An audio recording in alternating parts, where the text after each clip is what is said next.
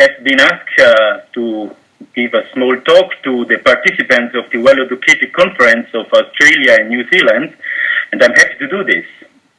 I'm Rudi Dalvai. I'm at the moment the president of WFTO, and I'm Italian. I work here in Italy since my 30 years that I am involved in fair trade.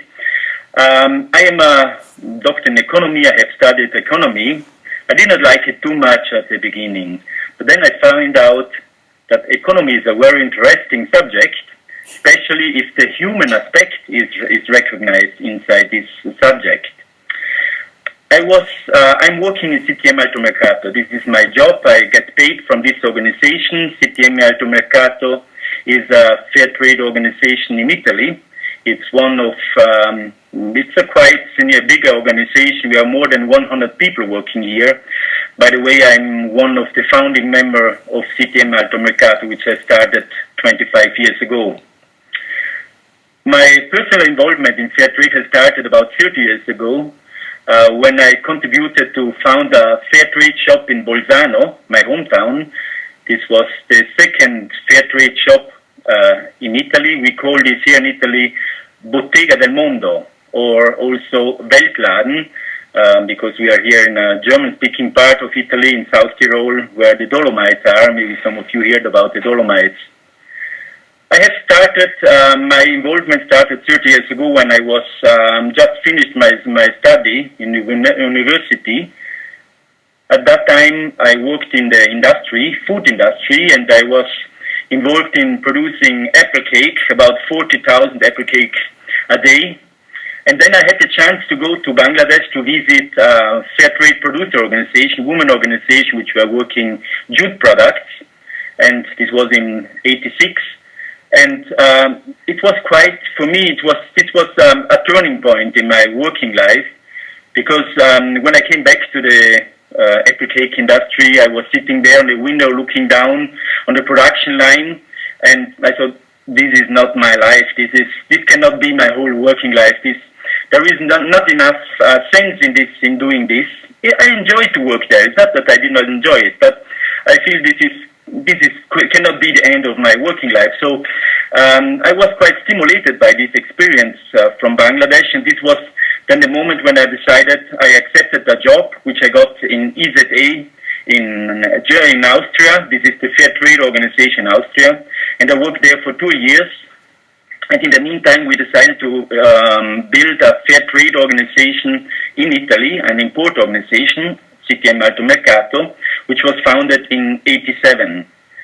It was in '90 when I started to work then full-time in CTM Alto Mercato, and I'm still there. I was mainly responsible for producers cooperation unit, for monitoring producer, for product development, for introducing quality control.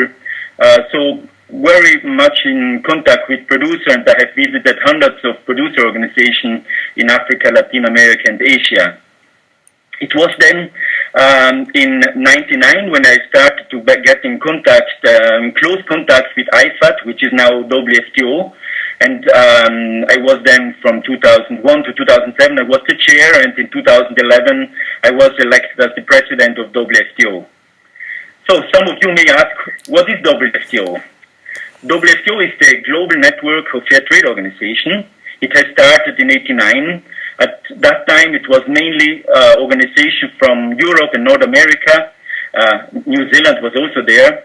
And in '91, then it has opened its door to fair trade producer organization also. And this was quite an important step, because fair trade is a concept which has been developed in the North. And we in the North, we developed the criteria, the standards. We were telling to the producer what they have to do. But we opened the door to producer in WFTO, and now 2/3 of the producer in WFTO are producer.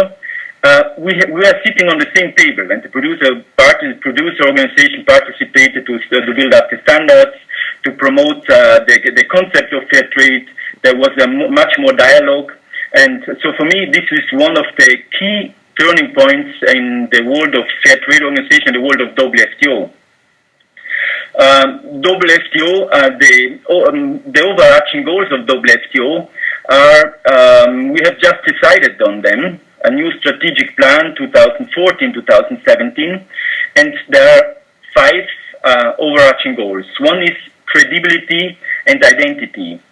This is a very important thing for us because fair trade, once it was a niche market, now fair trade has become a mainstream issue in many countries, like in the United States, like in USA or in UK, also in Germany.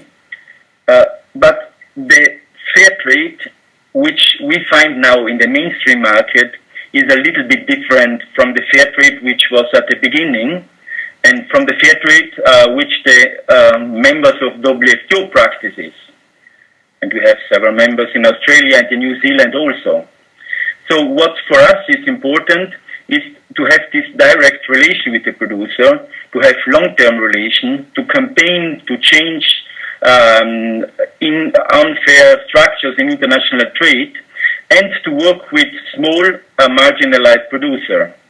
So the credibility and identity, this aspect in WFTO is that we have, with our new guarantee system, we prove that our members comply with the global standards for fair trade organization. The second aspect, which is important for WFTO, and which is the second main goal, is the learning exchanging between North and South, between North and North. This is an aspect which was all since the beginning very important for us, because this networking, this open sharing of information, this helps to learn from each other. And WFTO provides the platform for our members to interchange. The third important strategic goal is the market access. So to enable members to access the tools to access the market, and for us, the guarantee system is an important tool. The label on products, which we have now, which is backed up by this guarantee system, this provides the tool for members to access the market. Fourth aspect is the voice of fair trade. So to promoting fair trade, it has to do with advocacy. It has to do also with learning. It has to do with awareness raising. And the fifth aspect is the credibility, to have the leadership and the resources to promote this global network. We have more than 400 organizations in 70 countries. Now, what has changed since the beginning of fair trade? There are many things which have changed.